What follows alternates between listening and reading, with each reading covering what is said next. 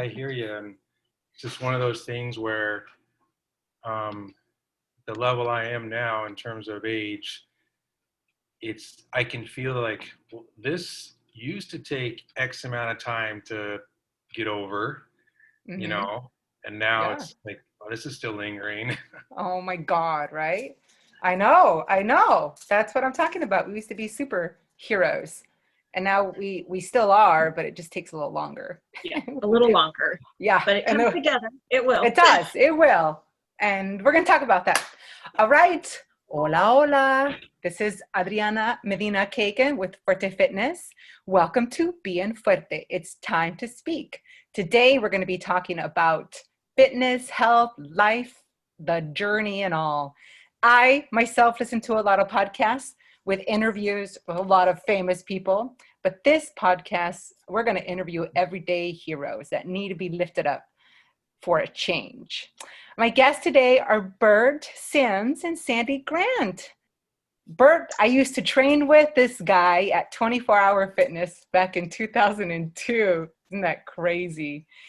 He also trained me 19 years ago when I decided to compete. He's a licensed massage therapist with a specialty in functional range release practitioner. Conditioning mobility specialist. He's a human, an athlete, and an Idahoan, and a dad and keeper of 3 monsters. I love that. He's also a competitor, so we're going to talk a little bit about competition with these two. And he currently coaches youth in Orfino, Idaho. Sandy Grant is an IFBB fitness pro and a fitness friend since 2003. She and her sister trained and coached my roommate, Rochelle, in her first fitness competition. She and I have participated in Mike Davies boot camps over the years, and we have the same coach and trainer. We suffered gracefully together as we got our asses kicked. Sandy is also an online health and fitness coach, wife, mom of 2, and 1 fuzzy Holland Loop bunny. She also owns her own business and is in the Renton area. All right. So it's been a while, you guys, since we've talked, and I continue to watch you and follow you and and be inspired in your fitness journeys, managing family, work, friends through our busy lives that have taken us some of us, to another country, like Bert living in Canada. On top of these relationships, spouses, and kids, now we got COVID. You'll hear, we've had to just learn, grow, evolve, and adapt. But the management of all parts of our lives is also the rewarding thing too. And the lessons that we learned, like how to get all those parts balanced and working properly, makes it all worth it as well. So today we're going to talk about our fitness journey specifically. Sometimes no one in your circle or family can help you because they haven't been through it themselves. And hence, that's why we're in this industry. That's why we have careers in this industry. You've heard me talk about my upbringing, my education, so we're going to hear theirs as well, and then talk about what got us into fitness and what got us in the competition realm. We're going to share all about that and talk about just being in the health and fitness industry. Okay. My first question was going to be, sometimes you have to go it alone and forge your own way. I also call these rites of passage, and I have a podcast about that. The first one for me, Bert and Sandy, was when I left my house at 14 years old. What was your upbringing? I'll let Sandy go first, by all means. Okay, perfect. Happy to be here. Perfect. Well, grew up not too far from Renton, Issaquah. Then it was a small town. So grew up on a small farm off the beaten path in Issaquah, lots of animals. And so kind of like a farm country girl at heart here. Yeah. Growing up. And so along the way, parents divorced. So my sister and I, growing up single mom, then she remarried later on in high school. And so along the way, it was pretty much kind of figuring things out on our own. You know, as mom's busy working, providing, and there's my sister and I. And funny thing is, I didn't know it at that time, but I see it now. I always had fitness in me and didn't realize it. I think a lot of it had to do with being outside all the time, riding horses, and just being out in nature. But even as a young age, I was always active. And this is so funny.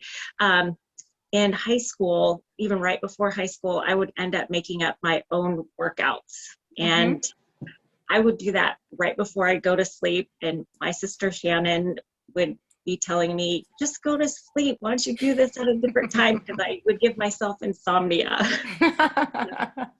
That's so good. Yeah. And so thinking back now, I think that's how it kind of started for me. But I didn't have really anybody to tell me anything or how to go about things, just kind of figured it out as far as like the fitness side of it, and then even growing up from there too. So yeah. Did you go to, when did you first go to the gym? So in high school, I took weight training, so I got a little bit of that.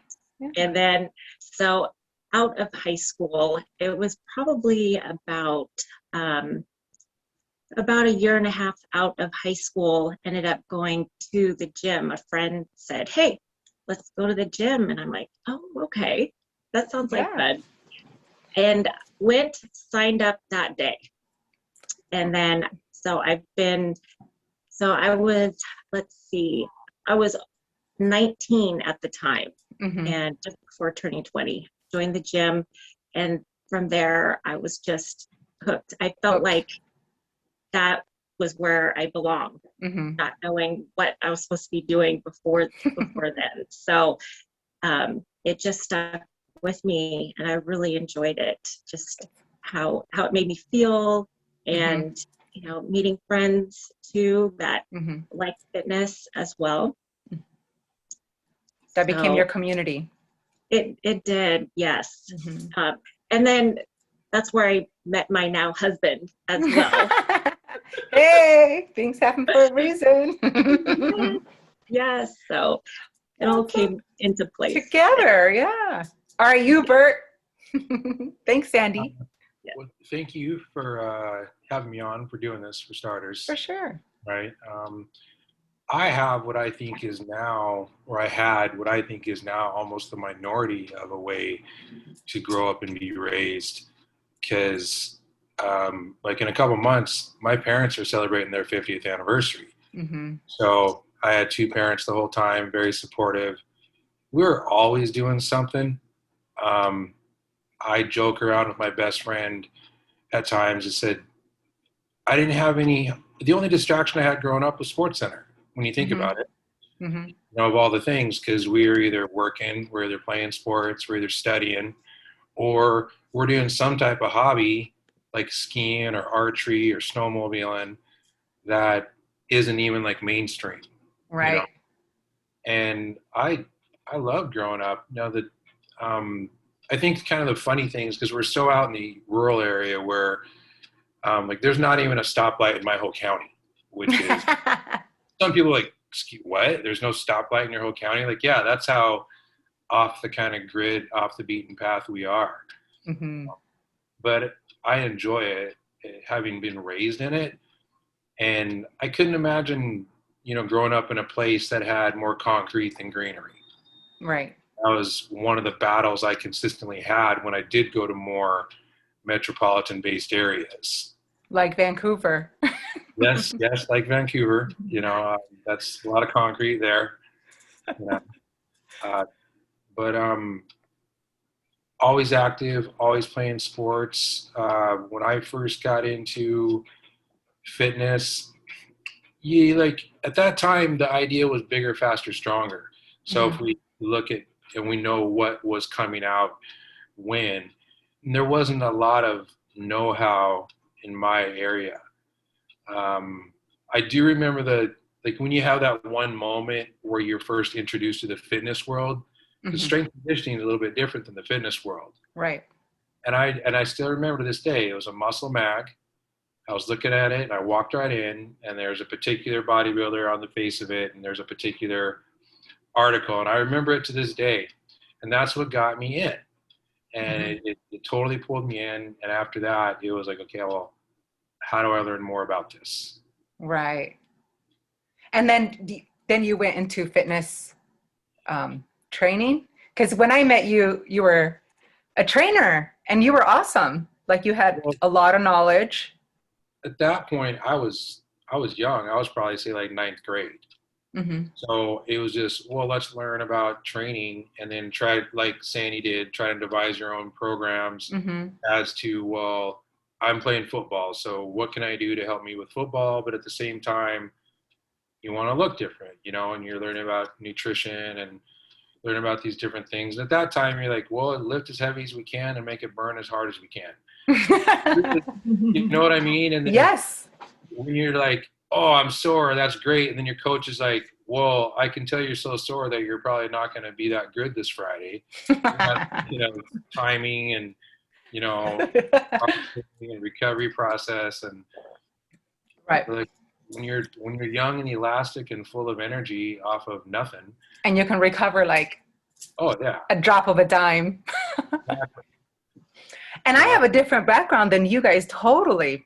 Because I got into fitness to lose weight. Like I was heavy all through high school, college. And then my last year of college, I was like, all right, I got to get this. I got to figure this out. And I hired a trainer to lose weight. And then it worked. I just wanted to be done with it because I struggled with my weight my whole life. My whole family does. It's in my background. So it was nice just to kind of learn it and then grow from there and actually get a professional that cut all the bullshit out and just help me get from point A to point B. Because I was pretty motivated. If you tell me what to do, I would follow the magazine things as well. But you get distracted and you're going to college or school and it's just like self-care is like on the bottom of the list. And so it was nice to be able to have somebody give you a workout plan, a nutrition plan, and then follow it. But it was really different because when I met you, Bert, I really wanted to build muscle. Right. And that was a big struggle for me because you were the second trainer that I hired that told me at that time. I've had many tell me that too, that I wasn't eating enough. I remember when you first came and you're like, okay, this is what I want to do. I'm like, you want to add how much muscle and how much time? Like 7 months or something. It was ridiculous. And I'm like, and you're eating this little? You don't know any better, right? That's why I hired you. Like I saw the way you trained. I also wanted to send you people too. So I always have somebody that I'll hire somebody before I refer somebody to you. So that was also the reason as well. So, right. You bringing that up, you know, kind of raises that. Well, I want to touch upon something because a lot of females don't ever really take on the approach, I want to eat to add muscle. Mm-hmm. Very few females of the population out there are going to take that approach seriously. Right. Right. And I think it even goes before that in our society, because if you think about like, even now where I'm from, everyone drives. Okay. That's just a typical thing. You mm-hmm. know how to drive. And then when I moved to cities, I met people who didn't know how to drive. I'm like, what do you mean you don't know how to drive?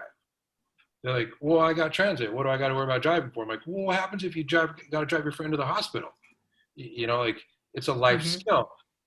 Point being, when you go through driver's ed, you get taught just enough to not screw up. Right. You're like, because you're not a good driver yet, you don't have enough hours, right? Stay between these lines, fill these fluids in, don't let that red light go off, and then you're going to be okay. But even that little bit of knowledge, we never ever take on a grand scale This is how you eat. This is the Mm-hmm. basics. This is what protein is. This is what it is. If you want to just maintain, if you want performance, we never ever do that on a basic level. And then by the time someone's 18 years old, they know how to feed what's given to them or what they order. Mm-hmm. Mm-hmm. That's it. Right. So we have to learn, Mm-hmm. and we know a lot now. 20 years later, the industry's changed. We've changed. We've grown. We have children, right? And now we see it like on that kind of scale, because we went from self-care to like we're responsible for another adult. Oh my God, Oh, I gotta teach this person how to eat. I never learned how to eat, or how we came from like poverty. That wasn't like eating was very, it's you eat what you get. There's nothing to it. I have a hard time throwing food away now. So it's survival all is different. right. So it's those cultural beliefs and those skills that you came from this family, right? And that you were taught this, so you have to go and forge your own way, and then you have to cut all that. Like, I'm not losing weight anymore. I'm gaining Oh, muscle. I need to really eat so that I can put some muscle on. Even now, as women, we lose muscle. We have weak bones, especially living here. Like, strength training is the only possible thing that strengthens our bones. yes. Yeah, and we Yes. struggle with osteoporosis as women, right? So, yes. Yes. So we're gonna hit on all of that, because I really do want to talk a little bit more about nutrition. And it's different for nutrition, and it's different also for competitors, Oh, yeah. because there's a difference between cooking Right. and food prepping, right? Like, I don't know how else to say that, but for the normal person on that kind of scale, yes, the majority of them want to lose weight, but they also need to learn good eating habits, because And quality they food choices. exactly, because you can make good decisions even on a tighter budget. You can make good Oh, yeah. decisions. Yes, right. And it's just being able to see that themselves. I had to see it for myself, and then really make the decision to change, hire a fitness professional that helped me learn that, and then really grow in fitness, like really be able to learn the other skills like flexibility, and then the mandatories, being strong enough. So it wasn't just about the look, it was also about managing the flexibility, managing injuries, managing life in general, right? Oh, yeah. And Exactly. Yes. A lot to it yes, and they altogether. it changes. It changes too, because now we got Instagram. We have all this social media where all these people have it's such an influx of information. People get overwhelmed. You hear about intermittent fasting, you hear about all these other things. When it's like, does that work for you? I mean, do you want to lose all that? Look at how small you are. If you lost all that muscle, if you lost all that weight, you'd be small. You need to strength train. You need to eat in order to build muscle and lose fat, right? At the same time, and it sucks because quality information is very, I'd say rare, a lot of times. And it's like, okay, is this information being told to me by someone who really is just sharing quality information, or do they have an angle? Exactly. Right. And unfortunately, that's how we kind of have been, wired to think nowadays. Because it's like, okay, well, does intermittent fasting really work for you, or are you getting something on the back end? Mhm. And versus, because you hear a lot of people like, how do you eat? Like, you know what, man, 40-40-20 works for me. I'm like, no, that can't be. It's too simple. That's what works. Right. We want to complicate things, or we want the quick fix, the Yeah. easy pill. Where's the diet pill? The diet industry has so much pull than the fitness and health industry. I mean, think about how COVID has really impacted that, right? Without a gym, I mean, you have an open space in your living room. Mhm. You can do some things like that, but it really has changed people's perspective in a good way. I think if we were heading in that same direction, there's no possible way we could keep that up. So now we have to be introspective and actually create things and be resourceful. Yeah. Figure out what we can do. Maybe it's just stretching. Maybe, I mean, my workouts have changed a lot, not just like from building the physique, but it's also as we age. Yes, it has Right? definitely changed a lot. Right. Yeah, And yeah. And you're always going to have like an influx of information that talks about, well, you know, maybe stretching before your workout isn't very beneficial. You can always find studies that back up what their idea is, right? Like if they want to have that angle, they're going to look up studies that really complement that. But every body is different. Every Yeah. person is different. Everybody comes from a different background. I mean, like I was telling you, Bert, before, is, you know, it's obesity was manifested long before before they came to see you at the gym.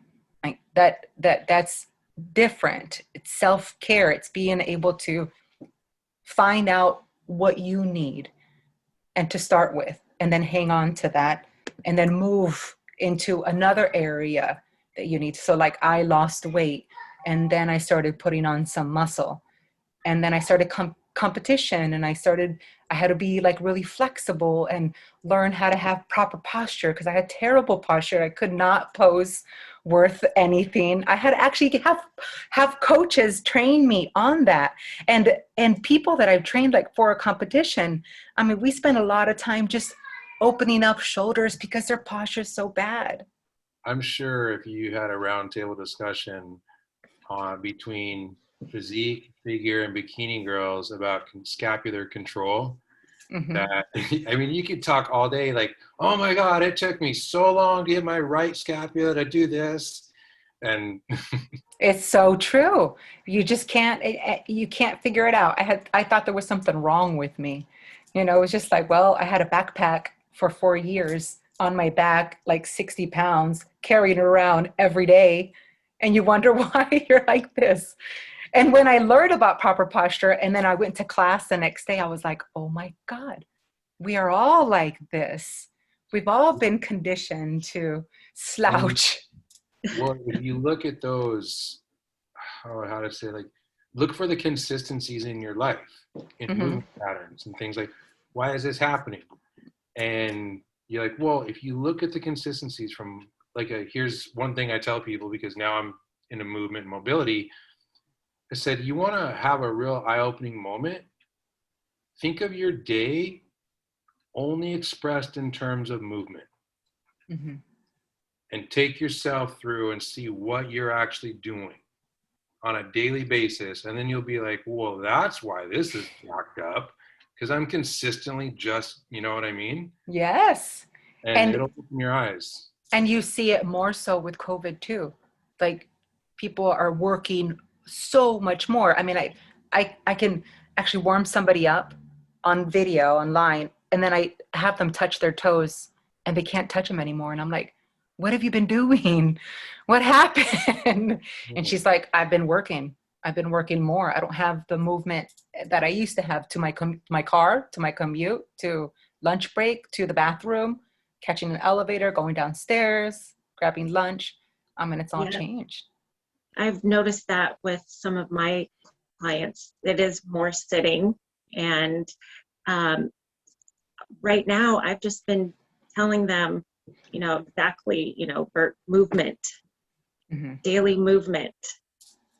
A little bit of something is a whole lot better than absolutely nothing.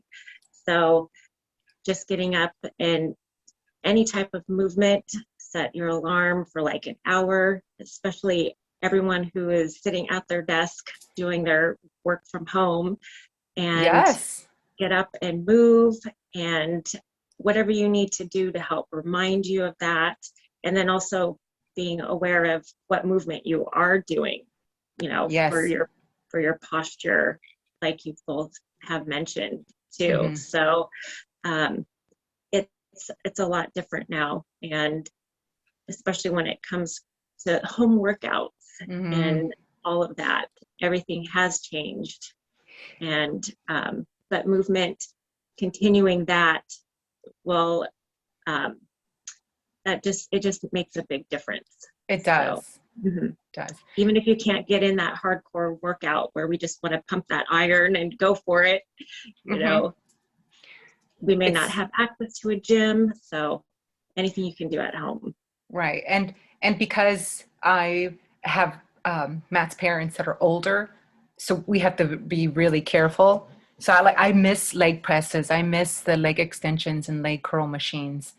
But you know, I got to do what I can do and work on the ball curls, do more band work than I ever have before. But it's fun too, just kind of tapping into those resources and going into stretching and dancing a little bit, kind of opening up your hips. And you know, and my workouts have changed now as a mom and having Sophia home more, right? So I used to have a couple hours that I could do every day. I don't have that time anymore. I'm in the same boat too. So, right. So how have you guys been handling COVID? Bert, how have you transitioned?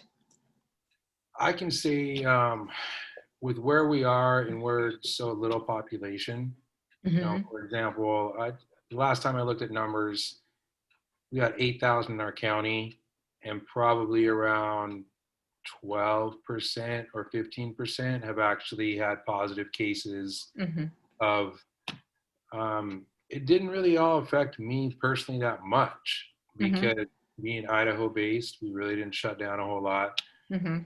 At the time it got where we went into that first lockdown, I was on the last, basically the last half of finishing a year of school where I was getting my LMT. And we had to do, I think, 4 weeks of meetings. But after that, because we're such a small operation, 10 or less people, even when our rooms are full, we could go back. And I don't know, with me, it hasn't been so much. I kind of feel like I'm in two worlds because I see the news and how crazy it is in more metropolitan areas in Philly and New York and DC and all this stuff. And it's like, meanwhile in Idaho, like, hey man, how's it going? Cool. All right. You know? And your kids, how are your kids handling? How old are your kids? One daughter, she is 19, but she's in New Brunswick. Oh, so she's way the heck up there. I mean, she's 4 hours difference, and they have their own quarantine area, right? She's with her husband. She just had a baby this past December, so they're doing their thing and staying as healthy as possible, and you know. And your other two kids? Oh, when I said 3 monsters, I was talking about my cats. I was like, what? And you got to explain, what was the bunny? What was your Holland bunny? Oh, yes, my fuzzy Holland Lop bunny, our new addition to our family from over Christmas. So have to include him as part of the family. He is. Earl's part of my family too. My little Poochie Pie. I love my dog so much, you guys. He's been yes, they are. They make you smile. They make you grateful because they live in the moment. They don't hold on to anything. They get up, they stretch, they do their downward dog, their upward dog.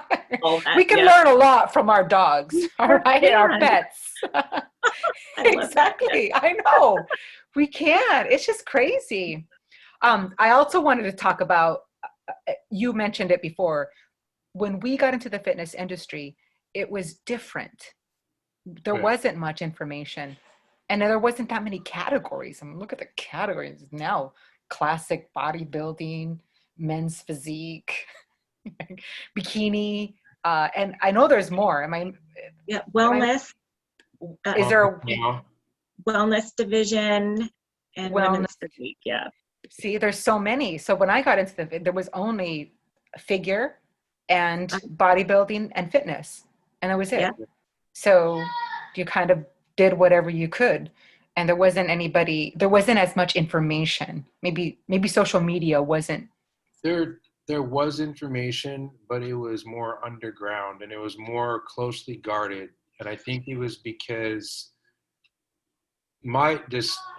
me being a Gen Xer and how I was raised and who I saw as, my idols, I think there's a huge attitude difference into Mm-hmm. what brought you into the industry. Mm-hmm. And in the beginning, you look at like, okay, well, you only got into this if you wanted to. Right. Because if you think about it, like, okay, so when do we have fun? This is the fun. What do you mean when you look like you're ready to die? Yeah, that's the fun. We're very disciplined. I mean, Just wait till leg day. That's the funnest day of all. Because you had to earn a right to, like, the rite of passage. right? Even saying this, like, back in the day, you almost had to train hard enough and learn enough before you got the clearance from the uppers. Like, you're clear to use drugs now. You've been here long. You've Yeah. earned it. Okay. Yes.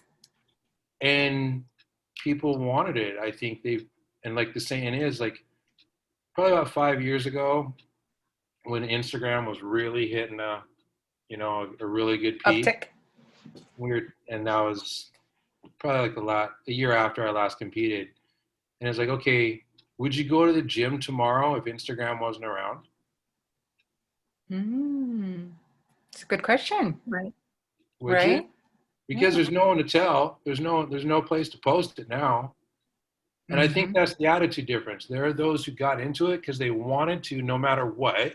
Right. And they're like, all right, just take a video of this, I'll throw it up. And then there are those who are like, I got into it because I want to show the world me, and this is fun to do.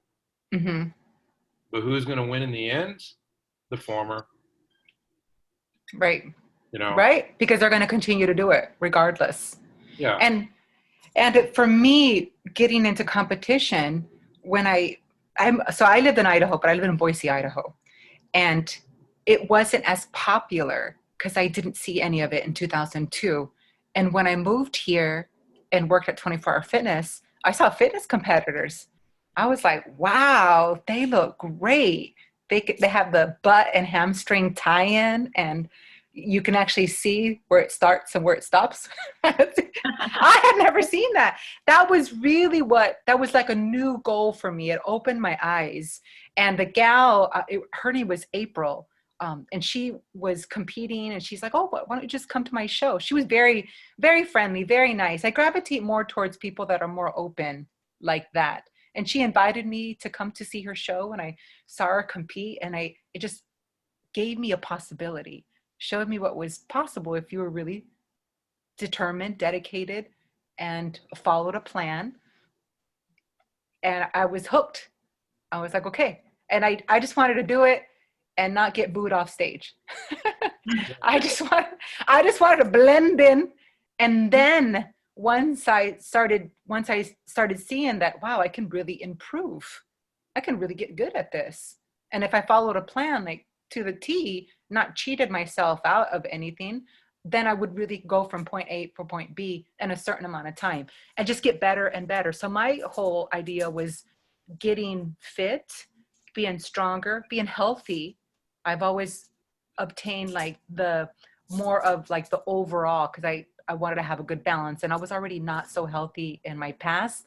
So I didn't want to go back to that. And I also saw like the darker side of competition too, like where women did become bulimic and anorexic. And it was just so sad. But it's a reality. I still have conversations with women now that still struggle with that because maybe they had an addiction before they got into competition. So it wasn't healthy for them to get into competition because then it just turned on that addiction. They found their edge and they went over that edge. And it can be the same for guys too. Like I saw guys who were never big enough. Mm-hmm. Never big enough. And then, it's, dude, what's going on in here that is the feedback of you keep pushing for something, or it's like there's this cycle that keeps repeating itself. Mm-hmm. Like, why aren't you digging to figure that out? Because it takes work, Bert. It's hard. You got to figure out that shit. That's your rite of passage. Right? It takes work. And some That is people true. don't like to do the work. They just want to pay you and just say they did it. But it's great when you can actually like that'll define who you like to train and who you don't like to train. I remember my marketing gal would ask me, what's your specialty? And I said, I just want people that are serious. I just want people that really want to do it. Like really want to learn about themselves, because it is a journey, right? I've learned a lot about myself in the last 20 years. I'm not the same person. It's a part, like one of my heroes, mentors, never got the chance to meet him. Obviously, he passed away, but like Bruce Lee, and he talked about what true self-expression is, right? To be able to fully express yourself through all these different ways. Yes. And it is because like when you learn about food, when you learn about these ways, you're empowering yourself. Right. Now you can express yourself in a whole different way. Like I can use the power of food to reshape this both internally and externally. I agree. It really is. And part of it too is getting rid of like the cultural beliefs and that's associated with that, and just really being able to walk unapologetically. I mean, that's exactly why I got into strength training. That was the aspect that I was always missing, right? Because I felt stronger, and to have that kind of power was very empowering, because I had the ability to change me physically, but also mentally, because you also had to be in the moment of lifting heavy weights and being present, figuring out your body. And being in competition, it's also nice. I think my brother died in 2009 and he committed suicide. And it was really hard. And that was the first time, I think, in competition. And I had just opened up, Fuerte like a year prior to that. So I had to like run and do all these things, but I dedicated that show to him.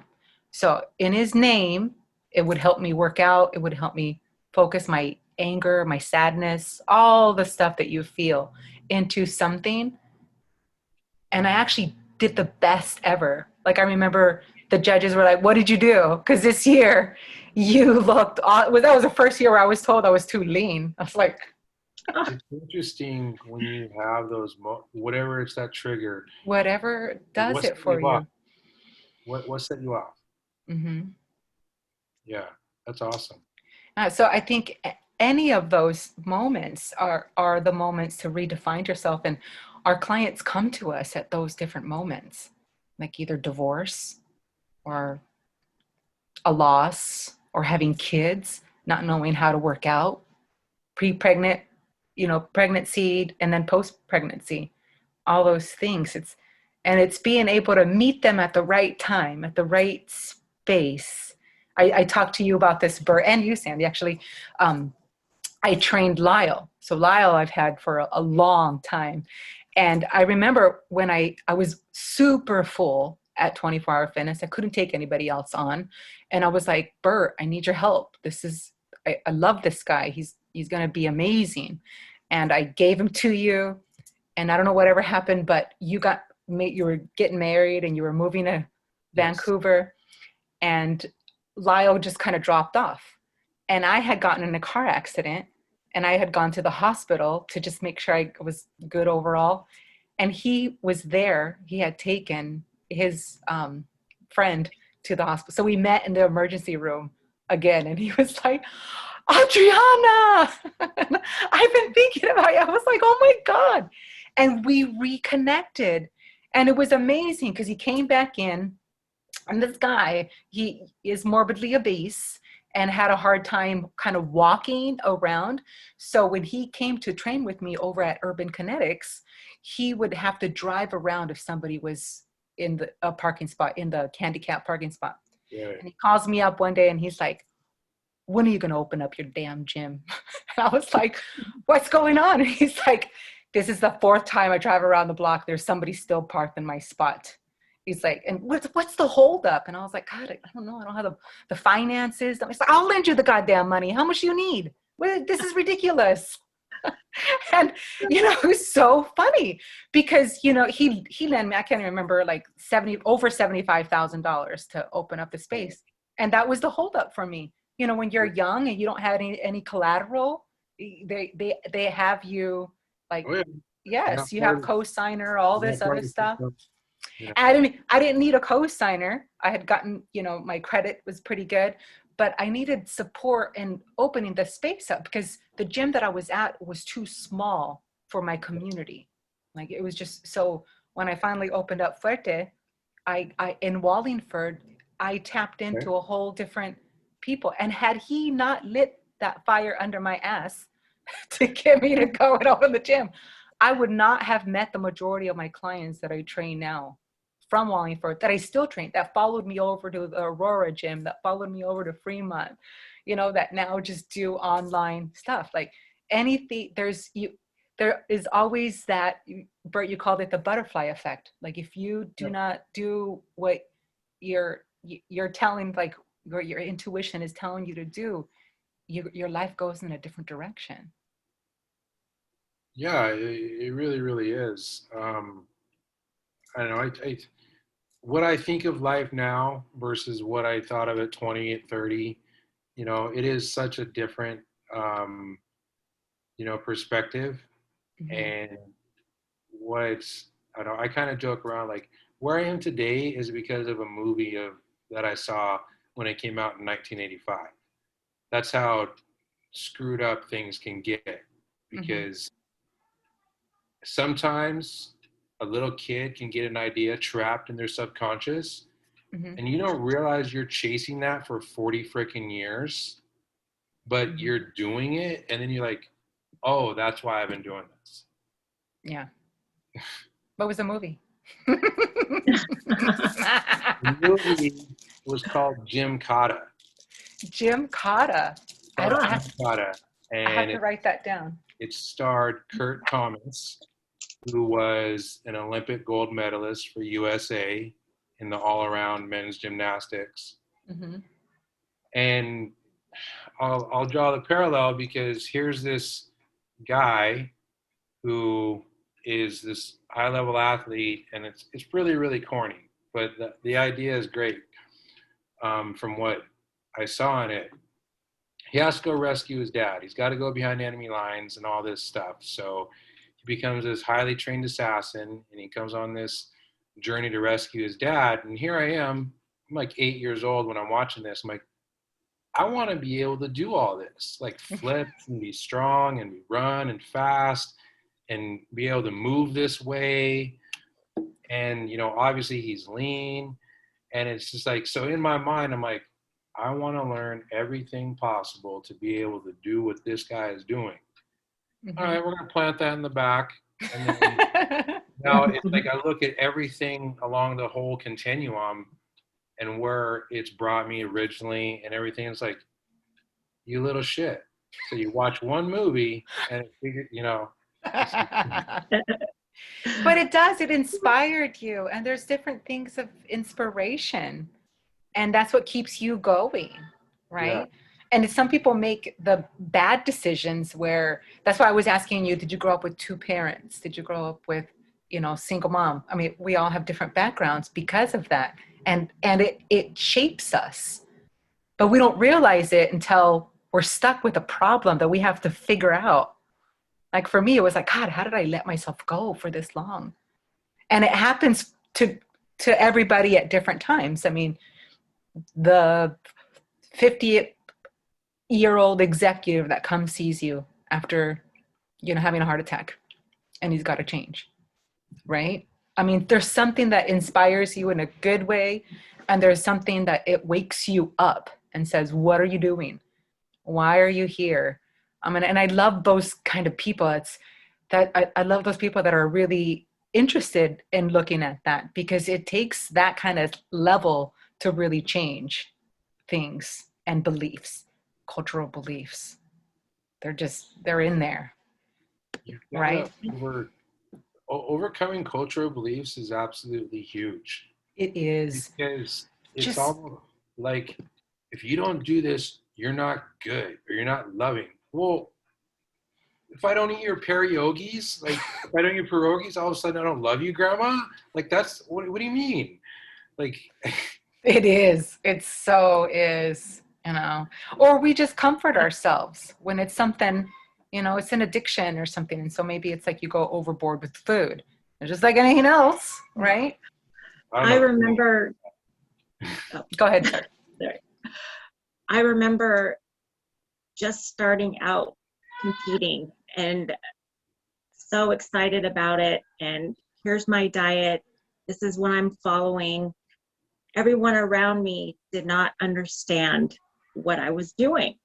So they didn't understand why I was eating just plain chicken or fish and vegetables, and me bringing my food to family gatherings, or even at my place of work, and everybody just questioning what I'm doing or making remarks of, won't go into detail, but just remarks that just cannot believe this is how you're eating and how you're living your life right now. And I feel my journey in fitness has made me stronger mentally too, and physically. Hearing negativity, not having support.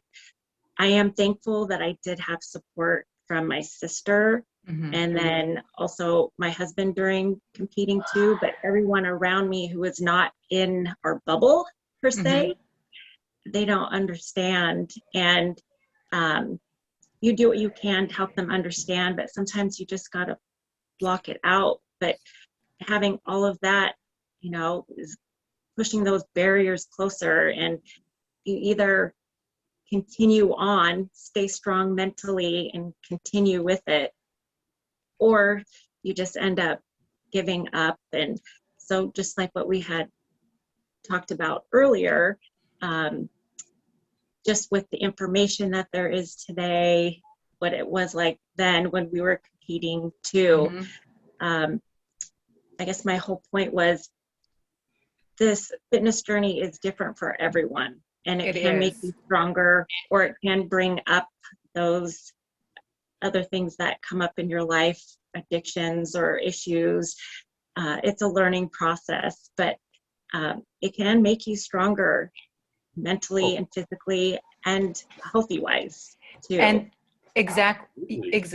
absolutely. You also, it's you're lifting the bar up for them. So either they come with you, right, or they don't. My time is so valuable now with a mom being. I don't have time for bullshit relationships. I don't have that. Like, if you don't support me, I'm sorry. This is who I am. I hadn't had that voice younger and had no control of myself. Now I'm going to take control. Now I have control. I got the reins now. I'm going to dictate. I'm going to be myself and who I am, and confident, you know, unapologetically, because of the fact that nobody did that for me when I was younger. I got to do that for me now. And then I got to teach my little girl how to do that for herself. Like, how to eat healthy foods, how to exercise. It's normal for her to, Mom, I'm coming to the gym with you. Okay. And she's working out right next to me. I mean, that's just what we do. Mom, can I do some yoga with you? Are we going to meditate today? She does a little finger. Oh, I love that. My son does that with me too. So. You know, you just teach these little people, and it is, and you have to, it's not that you don't love the people that, I mean, I should say, you have to find your tribe. And we talked about that in another episode too. It's like finding this is a different culture. It's a different environment. And I would tell my clients, like, you can talk to me about your food and what you're eating and what you're doing. Don't go home and talk to your husband. He's not going to understand that. This is the world. We're in a bubble. This is what we do. And if you want help, then you come here. Like, this is where you're going to get help. but you have to be careful with the people that you surround yourself with as well, because they can, Right. if you're impressionable, they can change that. And I've learned that over the years too, because I lost a lot of friendships based on them like, giving me these little pud shots every now and then. I would feel it, like a passive aggressive. I was like, obviously you're not my friend. Obviously you don't really understand, and this isn't important to you, but it's important to me, So I think, I think it's also important to talk about our environment, because we're in the gym and we wear yoga pants and sweatpants and athletic wear. It's more popular now, right? Yeah. COVID. But people think that we're lax. They forget that it's our career. No, I'm going to hold your feet to the fire, honey. You came for me to help. You're coachable. Like, it's not, I mean, you can cuss, you can be whoever, you can yell at me, but you're going to work that inner bitch out. I have to work out. I have to work that inner bitch out. I cannot. There's a part of me that got me through some serious shit growing up. But that inner bitch also got me to the table to negotiate decisions that I needed to make. And then my higher self can negotiate the decisions I had to make and raise my daughter, because that inner bitch isn't going to be good for my daughter. So I got to go to the gym and I got to work out all the aggression and like inside rage that kind of comes in as well, and turn that negative energy into good, right? And people have all those sides too. The inner bitch, the higher self, the coward, the yes. Right? But and exercising, you can let everything out. It flow. Feels good. Yes. You could either think and let it stir, or just work out, let it out, and then you feel great afterwards. You can exactly take on the world. The endorphins, everything that you get from it. I mean, you push yourself so hard in the gym that you walk out and you're like a duck. It just flows on you. Oh, you want to cut me off? All right. Like, I already worked that inner bitch out. She doesn't need to be coming out right now. And you're a different person, right? I mean, that's kind of why I work out now, so that when I come back, I'm a nicer person. Right. Especially when that energy's got to go somewhere. And it's your self-care me time. Exactly. Too. Yeah.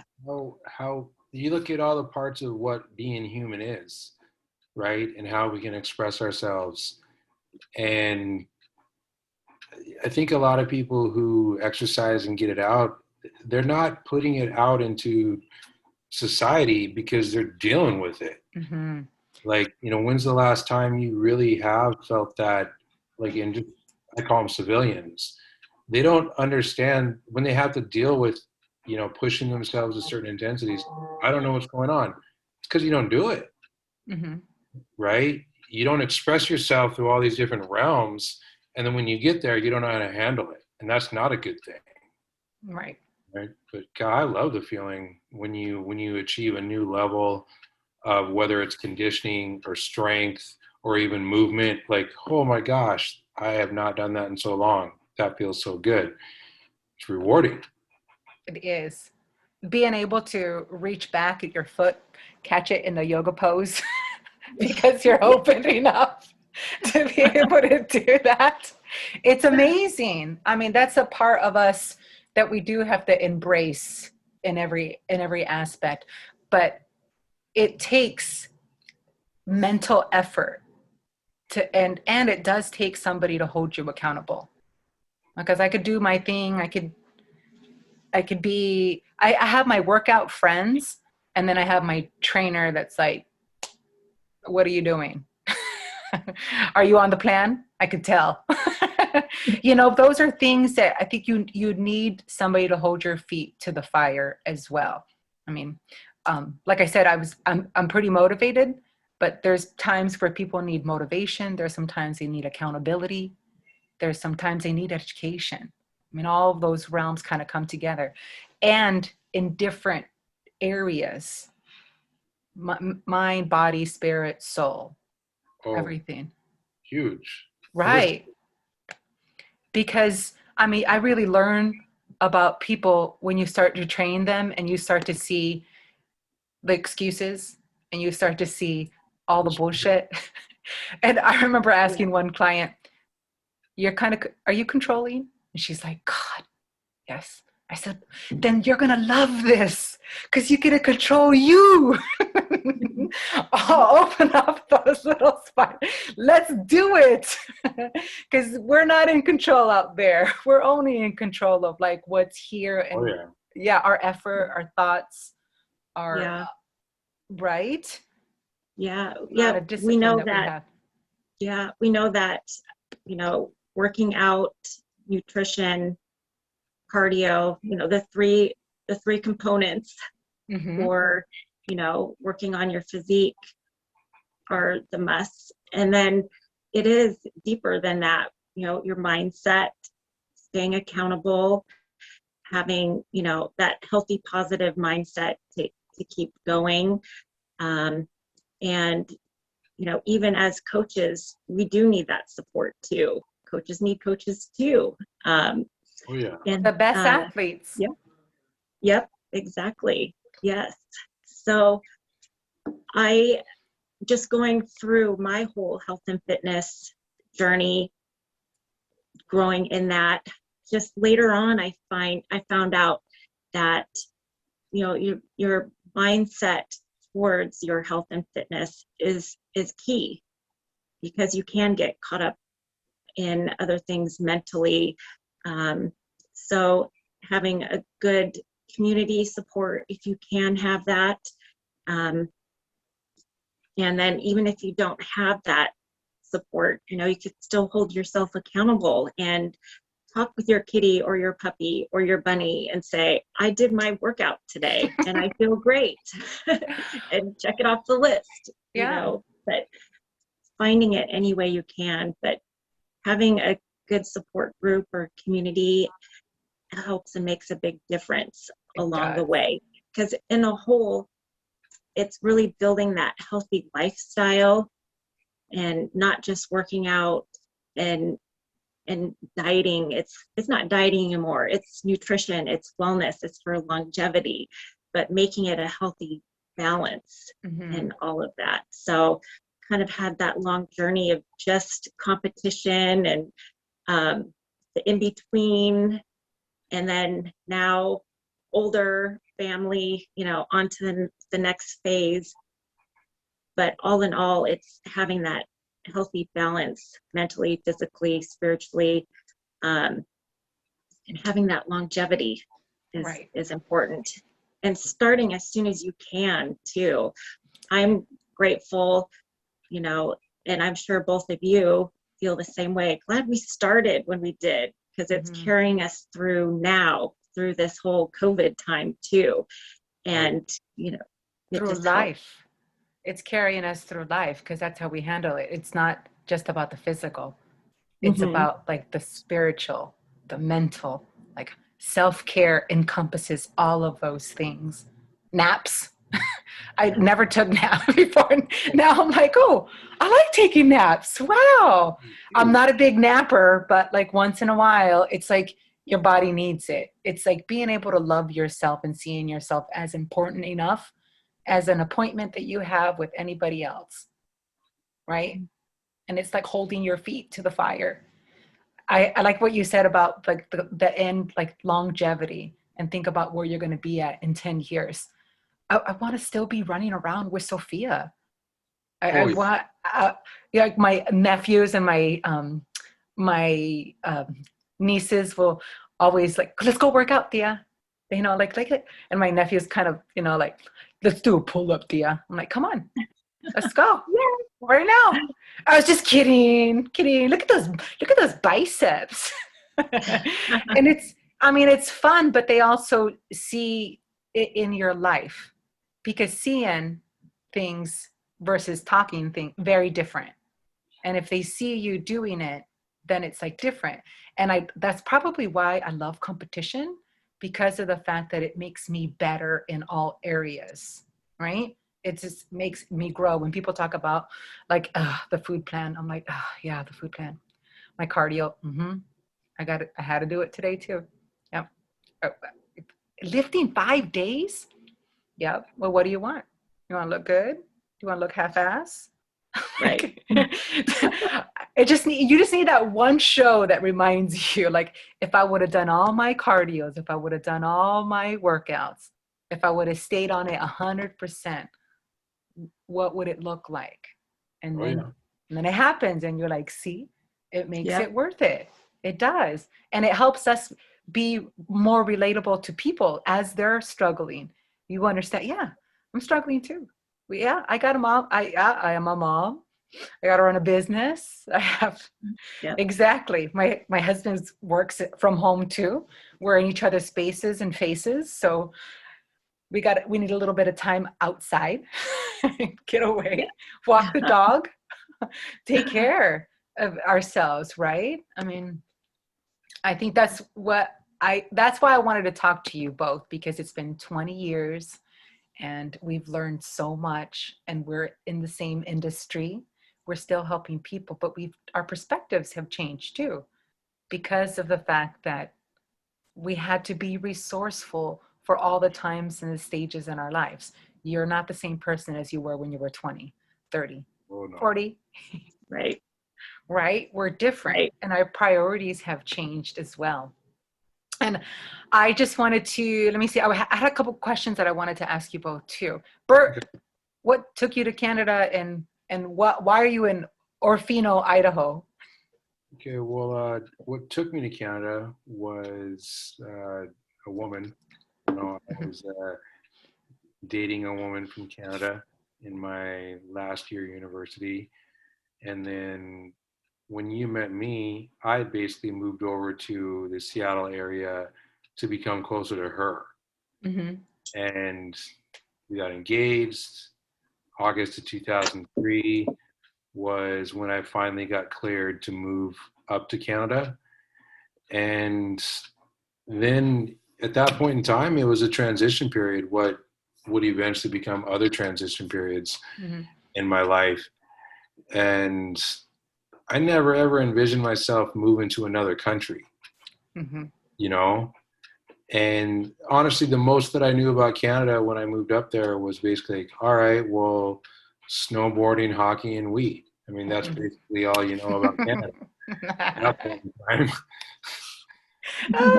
It turned out to be probably, here's the interesting thing. I was born and raised in Idaho, but as an American, I didn't grow up in America. I grew up in Canada. When you think about it, I moved away in 2003, right in the beginning of my 20s, basically. And then I come back in 2019. I'm like, I don't recognize the country. Mm-hmm. I don't recognize how it is, all this Yeah. social justice stuff, like the things on TV, because I didn't really watch TV that much other than sports and movies. I didn't Mm-hmm. pay attention to certain things. So Vancouver was very, very interesting for me to grow up in Canada as an American, Mm-hmm. right? Not that I really compare like, oh, there's such differences, but nowadays, seeing what's kind of out there in this country, I think it was a little different for me if I had actually grew up in America, going through Mm-hmm. all the different things, the different happenings and whatnot. So I don't know. I think it puts me in a unique perspective where I am now. Yeah. But and then you asked me what brought me back to Orfino.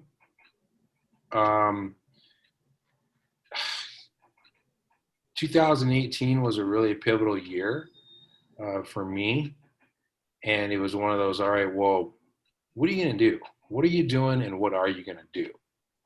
Because I'd gotten into the point where I really enjoyed some of what I was doing, but Vancouver's a very expensive place to live. Mm-hmm. And I wasn't making I'm not making progress. Is when you're consistently not making progress, you kind of get frustrated. Mm-hmm. Right. And so it's like, well, what exactly is it that I wanted to do, and how am I going to get there? Mm-hmm. And I got caught up in the trap of, well, I want to work with pros. I want to work with high level, people, which is, there's nothing wrong with that. But at the end of it, like, okay, I got a handful of here, but a lot of gen rec people. And how is that making me fulfilled by any means? Mm-hmm. And when it came down to what I wanted to do, is like, well, I got drawn into the body from the outside in because bodybuilding is more of a, vanity thing. It's more external based. And then I got drawn into understanding the body more in terms of the function and whatnot. And I got really, really deep into like, wow, there's so much with movement that I didn't realize when I was younger and just training for size, speed, and strength. And I said, all right, so I helped this pro move better. I helped them, I repair their shoulder. What does that get them? More on their contract, but have I really helped anybody in a grand scheme? And I was like, well, where for me is the critical point in life that what I know can help people? Mm-hmm. And I thought like, well, that's going to be at a younger point because I was trying to get the apples at the top of the tree as far as I was concerned. I want those apples because everyone wants, oh, you work with so and so, or they came to you. But I said, well, I don't know. I kind of lost its luster, and I said, well, I don't want to work with the apples. I want to grow my own apple trees. Mm-hmm. That's the whole idea. And I said, well, what do I got to do that? I got to work with younger people or with kids. What's the critical age? Right when we start sending them to school, because from 0 to 6, those are the primal years. And right at that, in that segue is like, that's when I want to start working with a physique and see what I can actually do. And I'm applying some of these things, strength, movement, understanding of body control. And I was like, well, where can I go to do that? I might as well just go back home. So learn all that stuff, come back home, cost of living's a heck of a lot better. Yes. And I wake up every day and see mountains versus concrete. That does. And it's very inspiring because you really have to think about what affects change. And for you, you had to go somewhere and then return right back. Your journey, that was like life. And it's true. And for me, I thought like, if I'm teaching pros how to get better or collegiate level, that's one thing. But like, I wanted to try to create some sort of a trickle up effect, right? Whereas, because the info that I learned while being away, we didn't know when I was a kid learning sports. Okay, Right. We didn't have access to this information about how to properly train and how to properly eat. It was more hand me down and like, okay, make sure to have pasta Thursday night because we want to carve you up for Friday night's football game, right? That was the extent of it.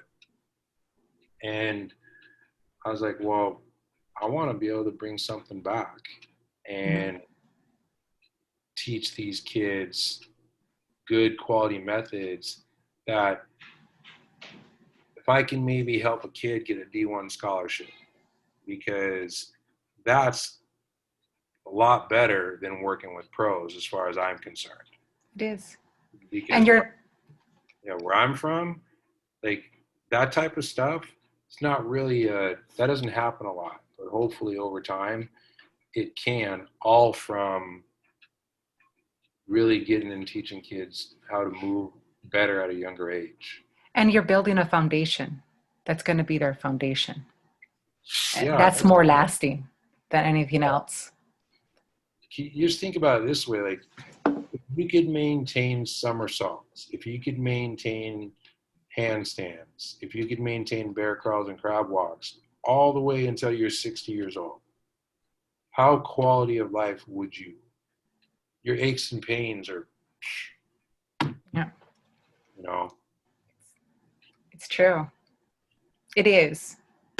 Thank you. I know. Sandy, I was really motivated by you over the years because you were always encouraging and inspiring.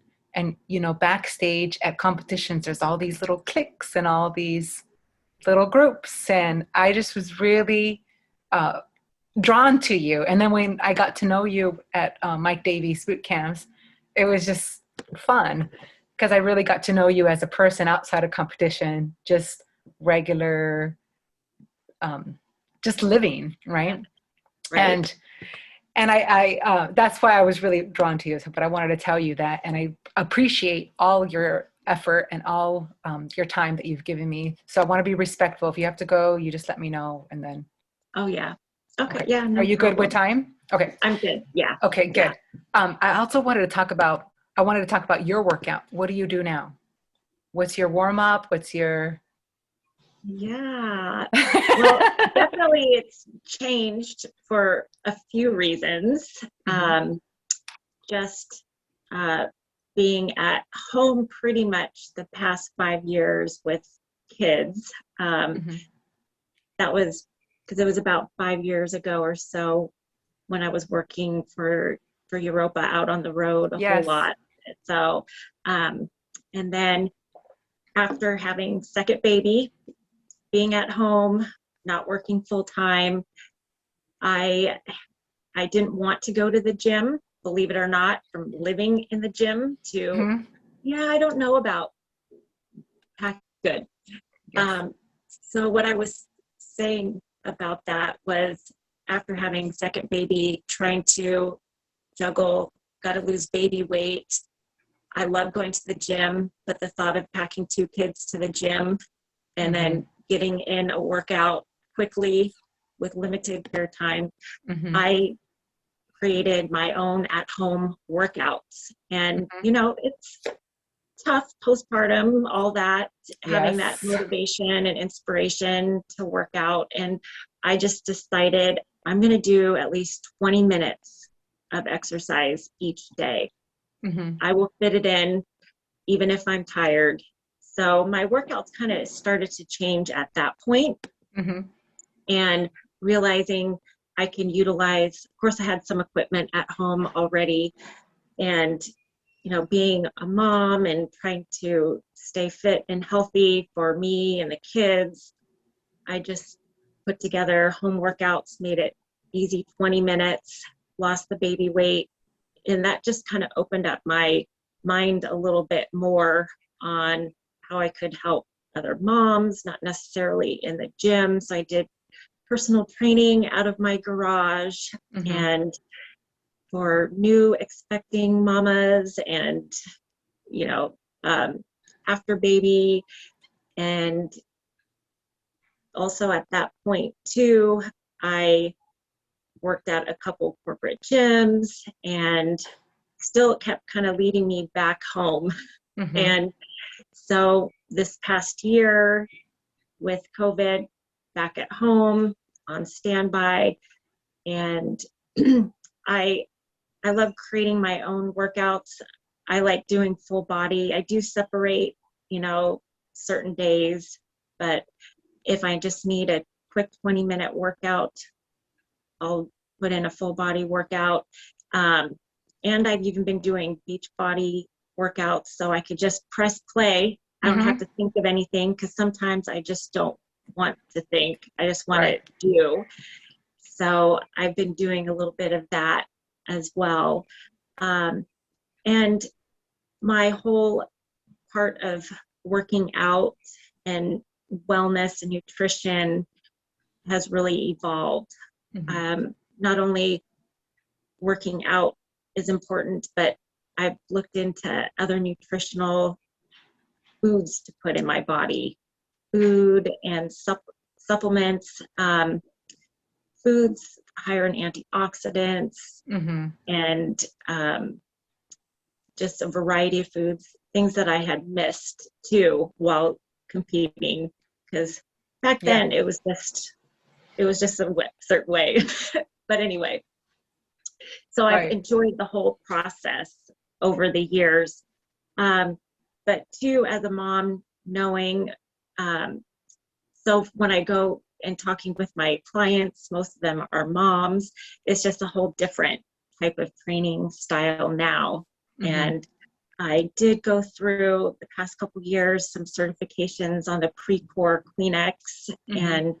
and taught functional fitness training, suspension training, and Studio 7, which did work on full body movement, dynamic movement, everyday movement. So I see where Bert, with what he does, is super important, starting at a young age, definitely with movement, because I've got to work with variety of clients that, they've taken 20, 30 years off of any type of exercise or have never even exercised. And that's where we have to start with the movement and range of motion, kind of just starting at the beginning. And I've really enjoyed that.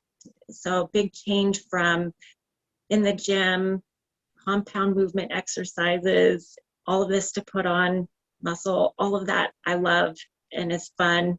And then this new side too, like you had talked about too before, different training styles. So I kind of mix a little bit of everything in for my own workouts, and then adding in the wellness part of it and the nutrition.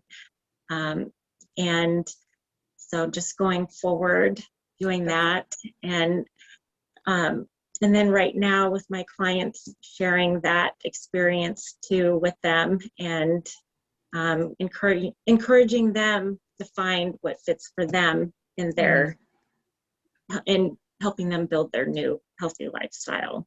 And you work with them online as well, right? It's all online. It's all online. Yeah. And do you, is it mostly like a workout and then a coaching session, or is it? Yeah. I'm doing kind of two things to my own personal training, where like the Zoom workouts, and so we'll do the workout, but also have like that mentoring type session and talking about how to keep staying motivated in your workouts, and the nutrition side of it too. And then also I set up everybody on their own workouts where they can just play online. So I set them up with a program. So doing those two aspects right now. That's great. So, and you I'll put your Instagram on the show notes as well, so people can find you. Yeah. And then Bert, sorry, how's your workout? What does it look like now? My workouts, one of the things that led me to like the movement is I got really tight when I was bodybuilding. I wasn't focused on mobility and stuff. And now my workouts I get to train consistently, so I'm really happy about that. I get to train with my best friend that I grew up with 4 days a week. And it's all about getting a lot of our movement back that we had as kids, like meaning getting back into doing the handstands, wanting to be able to control our bodies that way. So it's a combination of body weight controlled stuff, just general strength, the squats, the deadlifts, things like that. But it was funny because he's like, what machine do we really need that, I can use, that my kids can use? And I was like, almost like in a joking way, I was like, I'd probably want to get this donkey machine from Rogue. It's a good ham raise and a reverse hyper in one. He's like, and then all of a sudden it shows up one day. He's like, hey, I got that machine. I'm like, are you serious? You got it? we get to train with stuff like that. That's great. So he has a gym in his house, in his garage, and you work out there, or very small, like a squat rack and just, some benches, ups. We keep it real basic. And just nice, consistent progress. On my own, I do a lot of stuff because I'm constantly learning more movement and what I can teach in the classes.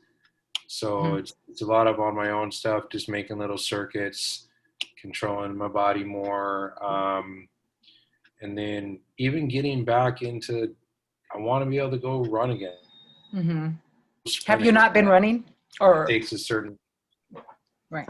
I haven't. I'd gotten out of it when I got bigger, and because I had gotten really really fast at sprinting, but then I incurred a bad injury, and then when I got bodybuilding big, I wasn't maintaining the other physical characteristics. I wasn't Mm-hmm. going for jogs. I wasn't that dynamic ability, and relearning that.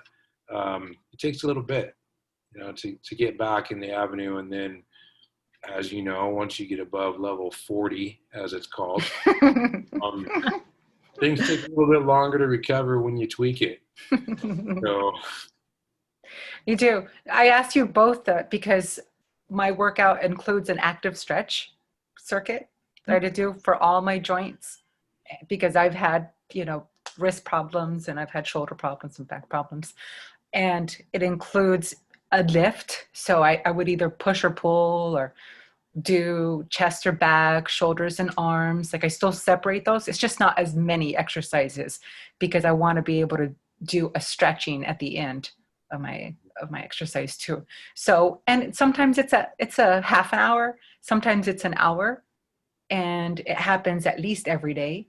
I try to do something every day. Like I like the 20 minutes a day is totally possible. Make yourself sweat, feel good about that. And nutrition wise, I like what you said about the whole longevity and thinking of nutrition and how you want to be able to sustain it. What's your nutrition like, Bert? my nutrition, it's definitely different versus when I competed. Mm-hmm. One of the things that I noticed, so 2015 was when I last competed. And then I noticed, like, wow, I don't have to eat as much to maintain the muscle, as long as I'm consistently moving. So I may have 3-4 meals the most on a day. The volume's not as much, but it's coming from the same sources. And then every now and then, I don't know, it's weird. My body's a little bit different. I get to enjoy chips in a sandwich, more. Of course. Versus like in the past. Mm-hmm. And but I know that I'm not trying to go for that 300 grams of protein anymore. It's variety of sources, not as big of meals. But every now and then, I know on a harder training day, it's like, man, I need some more food. But keeping the water up, and then I've probably kept with some pretty good base vitamins and supplements. And one of the key things I've been consistently having, for me, like zinc, vitamin D, magnesium. And I think it's probably one of the reasons I haven't gotten sick, because those core vitamins for me help keep me going, especially the zinc and vitamin D. So right. And fish oil. I do like fish oil and fish oil as well. Multivitamin, vitamin D, vitamin B, vitamin C, calcium, and what else do I do? I do a pre-workout. And then I do post-workout. I switch between, I like to try things so that when people ask me, like, what is this or what is that? I like to switch it up and just figure out, like, okay, this is consistency. This is too much. Stay away from this one. But I like that. And I do give myself 2 meals of choice a week, like, depending on whatever it is. I need a good burger and fries every now and then. Oh, yeah. Yes. You do. That's like the reward. It's just taking care of yourself and giving yourself maybe, comfort, but knowing that it's not something every day. It's a treat, right? Yeah, for sure. And I mean, here there's breadsticks and pizza is my kind of go-to on the weekend. Yeah. And I've made pizzas from scratch too. I get the flour it's heirloom flour, and I ordered it from Amazon. And so, I have to do gluten-free things because I have terrible skin. And so I'll break out. And so that's what also keeps me conditioned as well, as far as staying away from a lot of gluten. But I do the flour is really awesome to use as pizza and pasta. I've made both of those. And it's just flour and yeast, and then a little oil, salt, and salt. And that's the flour for the pizza crust. And you can make it as thin or as thick as you want. That's pretty That nice. sounds really good. And it's kind of fun to do with the kids too, because they get to pick whatever toppings they want to put on there. But that's pretty You can consistent. tell a lot by how someone tops their pizza. You know that, right? What? You can tell a lot by how someone tops their pizza. Exactly. You get to learn from them. And then what are you watching? What are you learning? What are you reading anything? Are you guys a little bit more introspective during this time? Can you, Sandy, with like your 2 kids? Yeah. I feel you. I know every day is a new day. So this isn't going to last forever, right? That's what keeps, it's not. Yes. So I know it's this past year or so, been really trying to, which is nice, been given the opportunity to be more present. And so I'm working on that. I guess I'm easily distracted in things. So I start a lot of things, whether it's, learning something new or something I want to create or something around the house or something with the kids. So I get a lot of things going on at one time. But now just really it's helped me slow down too a little bit, which is nice. Because for a while it's so go, crazy, this, that, here, there. And so a little slow down is good. And even though with 2 boys running around, ages 5 and 9, very busy, they do have like their moments where they're doing their own thing, which is great. That gives me time for starting to really get into some more personal development for, mindset. And so digging into that a little bit right now too, and giving me some time, extra time for just doing some more research on helping my clients, and also taking those breaks here and there where I really didn't before. So it's been a nice change for, a positive outlook on everything too. So. And as long as you keep trying, I was talking to you on the phone yesterday and I was telling you that I feel like I'm half-assing everything. Right? I feel like that, but as long as I keep making progress in those projects, it's worth it. This was a project that I've wanted to do for about 1.5 years. And finally, COVID just made it happen. It made it happen, right? And helping, it really does. As long as you make progress, it doesn't matter. Like it's not, just may take a little longer. And you're right, being more present for your kids just really does change things around a lot. Bert, what are you watching? What are you reading, working on? I got to a point in my life where you hear about these people like, 5 years down the line, 10 years, 20 years. And I was never one of those people to begin with. I was like, you got 10-year goals? Are you serious? Like, I don't even know who the hell I am. But after having lived a little bit, it's kind of like I try to do 4-year cycles now. That's good. And I moved back here in 19, and I started going to school and everything. And so it's, even regardless of COVID, I'm where I am in my own cycle. And now that I'm done with school, and I started leasing a place now where I can have my classes. So my focuses are, getting clients, and then expanding the classes and pulling more kids in at the same time as I'm growing the manual side of my business Mm-hmm. in this area.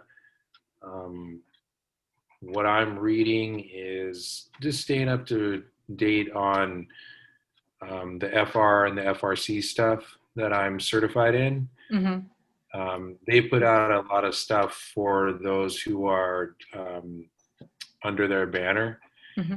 and that's a lot of informative things I like to consistently watch. And I'll listen to the same podcast 3 times because like, oh, I heard something different that time that makes Mm-hmm. me think about this with what I want to do in my classes or business, and makes me catch learning more about the body, which is, it never stops being fascinating to me as It far as never does.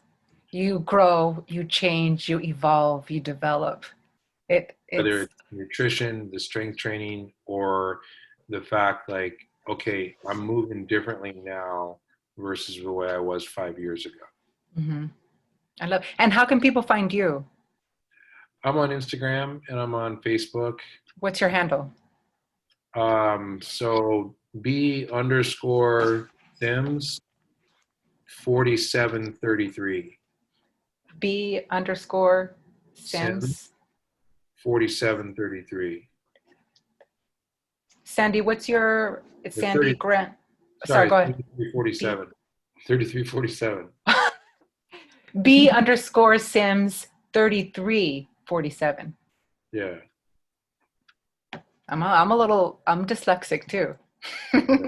All right, Sandy Grant Fitness. Yeah, Right? at Sandy Grant Fitness. Yep. Okay. Yeah. So I'll put that in the show notes. That's so good. I read this book. I'm not really reading a ton. I'm listening. That's different. When I walk the dog or work out, I listen to a lot of books. But a couple books that I really like was Compete to Create. It's the book. It's Dr. Michael Gervais and Pete Carroll wrote that book together. That was a real good one that helped me, just because it's really teaching you that you're only in control of like what's here, right? So your body, your mind, your thoughts, your effort, and then the action that you apply to everything. So that was a good one. And then I'm also, I read Breathe. Have you guys heard of that? It's Mm-mm. It's No. the guy is James Nestor, and it's amazing how much control we have over our autonomic system, like breathing, Oh, and in how terms it and how it Okay. it really changes like the shape of your mouth, and how dentistry has kind of moved in that direction, not or orthodontics, not just in terms of what the patient needs, but because we breathe through our mouth, we have underdeveloped our muscles around, yes, where you should be breathing through your nose. And it going really, good. when I went through LMT school, we learned about that because, well, the way the muscles are, and we're changing our breathing patterns, we are developing more tension down through the line through diaphragm, because we're supposed to be doing diaphragmatic breathing, right? Mm-hmm. Who aren't, they're going to end up putting more tension through muscles here, which connects to the clavicle, and then you get it tied up through here, and you get headaches, and so on and so forth, all because of breathing patterns. Exactly. And it definitely takes you through like the reason why they started removing wisdom teeth or whatnot, because they found the anatomy from all these old, I can't remember, many years ago shapes. Their teeth were perfect. And all these Indian tribes around the United States that this doctor actually went and lived with, they all have like some sort of pattern that teaches their kids how to just breathe through their nose. And they have perfect teeth, and they don't go see the dentist or anything on a regular basis because they don't have that problem. Well, they're also void of processed food too. And yeah, Yeah. exactly. So, I mean, it's very different, and it's just going back to the basics. And I think in many ways, that's what we're doing. We're going back to the basics. We're functional training. We're doing stuff with our own body. We're being resourceful in how we manage things. And I appreciate your time. Sure. Thank you so much. Go ahead. I would just say we got to make sure to preserve our humanity. We Right? do. We do. I think that's what, you said something about this social justice or whatever. I heard this beautiful quote that said, it said, social justice work is work to teach us how to be better humans and treat other humans better. Yeah, I mean, it really is it. It doesn't matter what. it really is so simple. I wish that we could just keep it simple, whereas just be good and don't try to use things to push narratives that aren't true, because that's where you lose me. Yeah. And we're only in control of this. Yeah. We're not in control of other people. Shaming and blaming and all these things, I mean, it doesn't work. No. Oh. It doesn't. No. We just have to inspire and motivate and change our own lives. Be constructive versus destructive, Mm-hmm. and at any point in time, you can choose to be one or the other. Mm-hmm. And that's as simple as it gets. At any point in time, you can be one or the other.